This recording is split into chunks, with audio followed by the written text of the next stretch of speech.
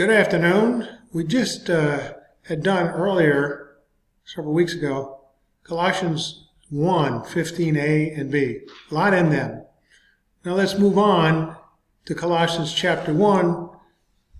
We're going to go 15 through 19 because it has so much more to say, and we're going to end up concluding for God is Christ. Christ is deity. He's creator. Let's just go to that. Chapter, letter C. We're going to go to Colossians chapter 1.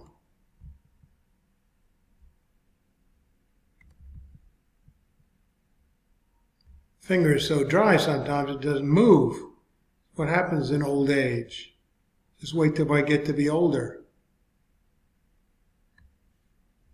Chapter 1, table of contents, Colossians 1, 15 to 17.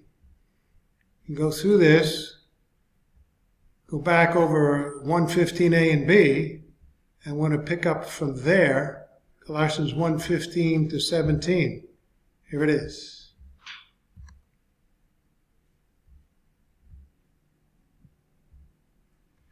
One 15 is he is the image of the invisible God, the firstborn of all creation.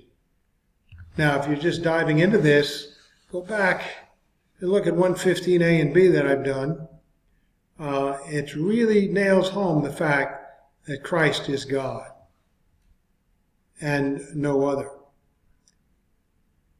And moves on into verse 16, for because by him all things were created, so he's creator, both in the heavens and the earth, visible and invisible, whether thrones or dominions or rulers or authorities, all things have been created through him and for him. He's uncreated. He couldn't have created himself. He is before all things, and in him all things hold together.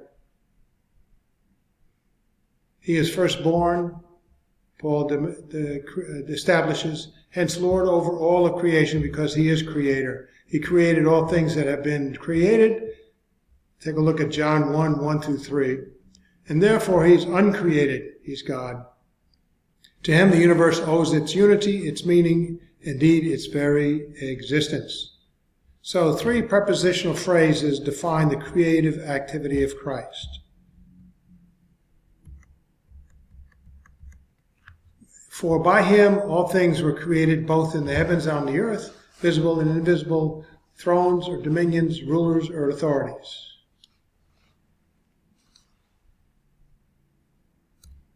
We compare that with John 3, 1, 3, and 10. Corroborates that perfectly. Now, so creation was by him, in him, and finally for him, Christ, for Christ, in the sense that he is the end for which all things exist, the goal toward whom all things were intended to move. They are meant to serve his will, to contribute to his glory. Their whole being, willingly or unwillingly, moves to him, whether as his blissful servants, they shall be as it were his throne, or as his stricken enemies, his footstool.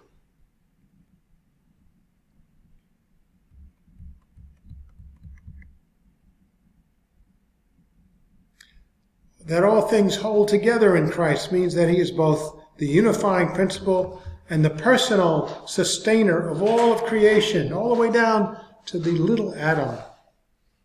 All creation comes from him and finds in him its common bond and center. He is the one who actually holds all things together, even in the sense of the tiniest atomic particles that comprise all matter. Consider that he is the creator, the one who has created the principles of cohesion which hold the universe together, the one who makes the universe a cosmos instead of a chaos. Compare that to Hebrews 1, 1 through 3.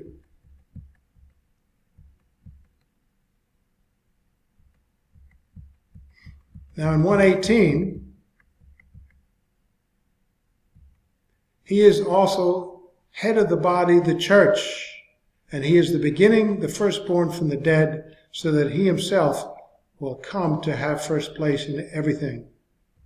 Not only is Jesus Christ the image of the invisible God, the firstborn of all creation, and by him all things were created, both in the heavens and on the earth, visible and invisible, whether thrones or dominions or rulers or authorities, all things have been created through him and for him, so that he is before all things, and in him all things hold together. Not only that, but he is also head of the body of the church. The Greek word ekklesia, rendered church in Colossians 1:18, means assembly or congregation. It signifies all the redeemed people of God. The concept of the church as the body of Christ indicates that the church is a living organism composed of members joined vitally to one another, and that the church is the means by which Christ often and largely carries out his purposes and performs his work, and that the union that exists between Christ and his people is most intimate and real. Together they constitute one living unit. Now we move on to 19. This is awesome. For it was the Father's good pleasure for all the fullness of God, of deity, to dwell in him. You can't use the word divine, the qualities of God. The fullness of God means everything that God is Christ.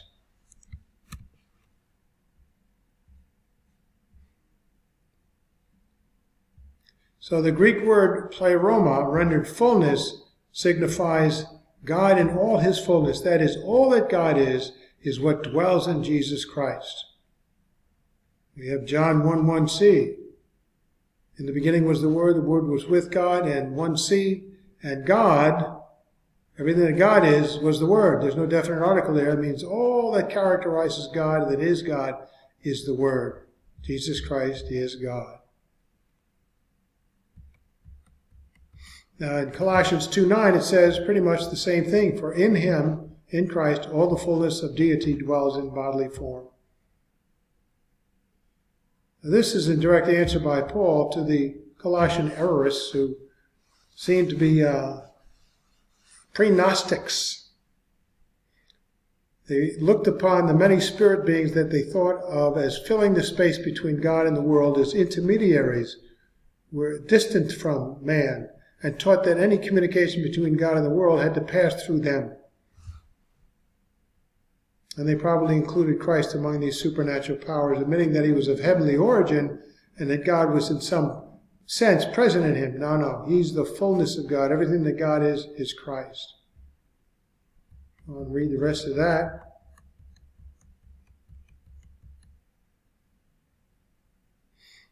So we pretty much covered Colossians 1, 15a, b, on through 19. And it goes on to finish chapter 1.